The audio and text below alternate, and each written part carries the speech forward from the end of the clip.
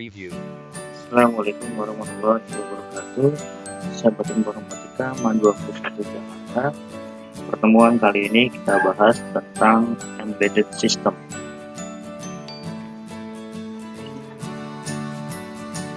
Tujuan daripada pembelajaran yang pertama adalah peserta didik mampu menjelaskan apa itu embedded system. Kemudian, peserta didik mampu menyebutkan contoh embedded system. Peserta didik mampu menentukan setiap kategori embedded system.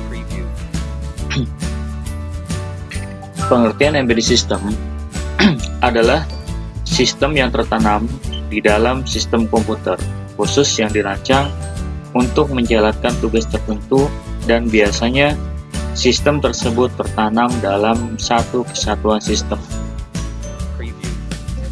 Kata embedded menunjukkan bagian yang tidak dapat berdiri sendiri, berbeda dengan sistem digital yang didesain untuk tujuan umum. Embedded system biasanya diimplementasikan dengan menggunakan microcontroller. Perhatikan gambar berikut.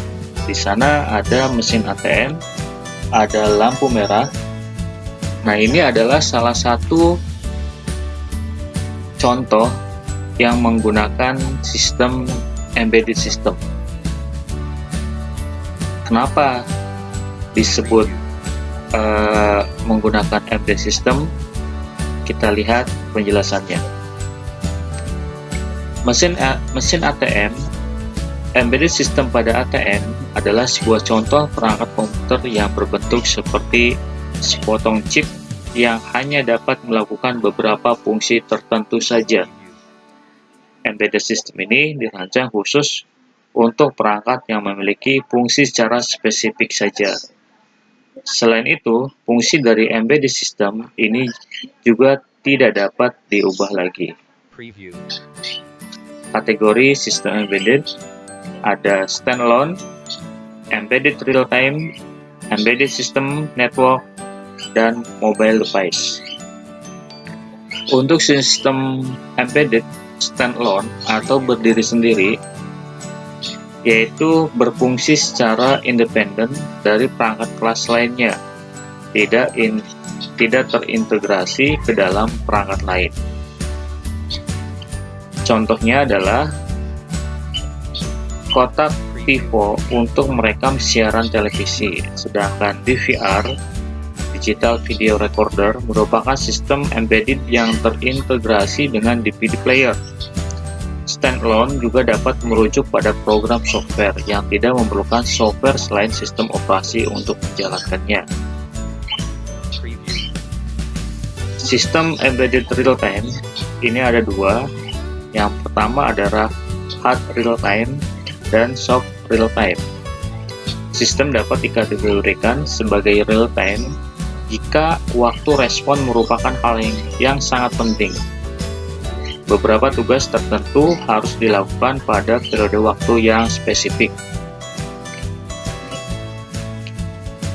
Sistem real-time, hard real-time, seringkali digunakan sebagai alat pengontrol untuk aplikasi yang dedicated.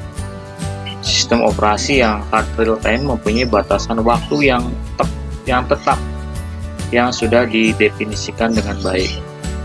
Sedangkan sistem soft real-time mempunyai lebih sedikit batasan waktu dan tidak mendukung deadline dengan menggunakan batas akhir.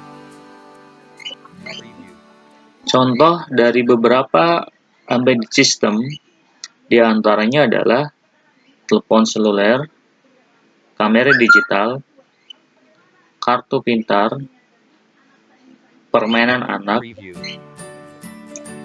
printer laser, dan lain sebagainya, termasuk ATM yang tadi dijelaskan di awal.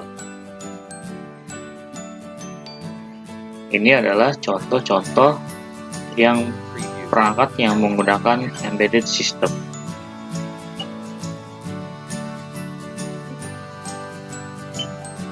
Nah, kemudian hubungan antara embedded system dengan microcontroller.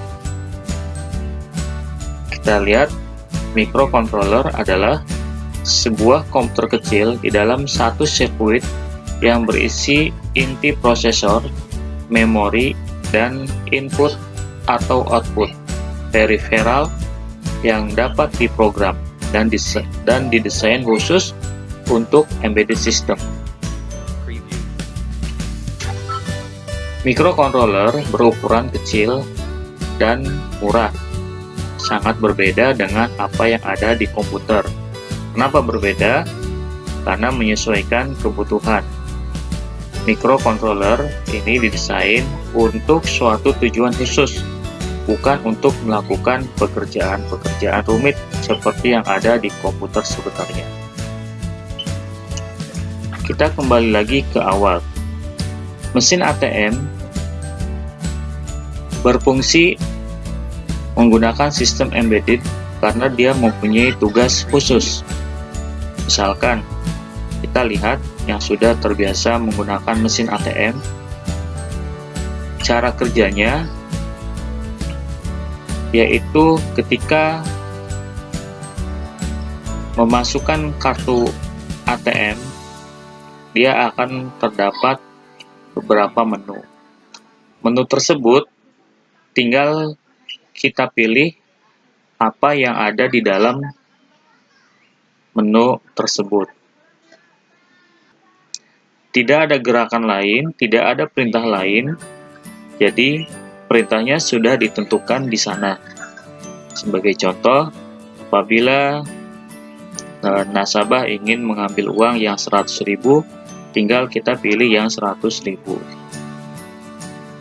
Ingin menggunakan transaksi lain, menunya tinggal kita pilih. Nah, itu artinya di dalam sistem embedded system ini, perintahnya atau tujuannya khusus, hanya bersifat itu saja. Kemudian lampu merah. Lampu merah, kalau kita perhatikan, dia bertugas atau dia berfungsi berdasarkan hitungan detik. Dari merah, kemudian hijau, kembali lagi kuning, balik lagi ke merah, dan terus-menerus seperti itu dengan jangka waktu yang sudah ditentukan. Nah, ini adalah sistem embedded yang terpasang di dalam lampu merah tersebut. Perangkat lain yang di dalamnya terdapat embedded system, diantaranya adalah printer. Di dalam printer, sistem yang ada di dalam printer, misalnya, printer akan memantau jumlah kertas yang keluar, menentukan kapasitas jumlah tinta yang tersedia, memberikan sinyal jika terjadi kesalahan pada paper, dan sebagainya. Jadi, sistem yang ditanam ke dalam sebuah mesin printer, dia berfungsi diantaranya adalah seperti yang tadi disebutkan. Sistem ini akan membaca apabila printer mengalami jumlah tinta yang kosong, dia akan memberitahukan menggunakan lampu atau mungkin kode-kode yang lain. Nah, itu adalah salah satu bentuk contoh sistem yang ditanamkan di dalam mesin printer tersebut. Contoh yang lainnya, mungkin teman-teman bisa memberikan contoh di sekitar lingkungan rumah kita. Akan membuat sistem yang ditanam ke dalam sistem lain. Jadi, pertama, ibaratkan ini adalah sebuah sistem yang sudah dibuat, kemudian sistem ini akan disimpan di dalam sistem yang lain. Sistemnya adalah yang ini. Jadi, langkah yang pertama, sistem yang sudah dibuat, kita masukkan ke dalam embed seperti ini. Nah, ini adalah salah satu kode yang sudah dibuatkan sistemnya. Ini kata embed, ya berarti ini sudah dibuatkan sistemnya. Salin, kemudian kita masukkan ke dalam sistem yang sudah ada. Jadi tambahkan embednya, kemudian sematkan kodenya, kemudian simpan, dan sisipkan. Berarti kita simpan atau sisipkan. Nah, setelah berhasil, maka sistem ini sudah berada di sistem lain. Itu gambaran ilustrasi tentang yang namanya embed. Jadi, embed system, kita punya sistem sendiri, kemudian dimasukkan ke dalam sistem yang lain. Judulnya adalah embed system, sistem yang ditanam. Kurang lebih ilustrasinya adalah seperti itu.